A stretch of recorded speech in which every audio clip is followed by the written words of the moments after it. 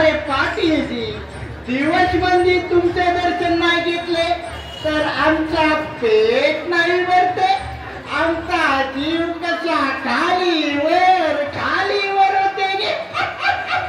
ते शाला एक वेळ गोपाळजीचं दर्शन नाही घेतले तरी चालते, पण तुमचं दर्शन आमच्यासाठी महत्वाचं असते.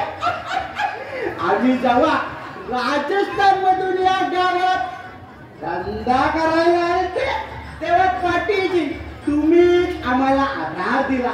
तसा आमच्या नशिबाने आम्ही कापडाच्या धंद्यामध्ये लई कमवला. मग आम्ही सावकारीचा धंदा सुरू केला, त्यात पण बक्कल पैसा कमवला.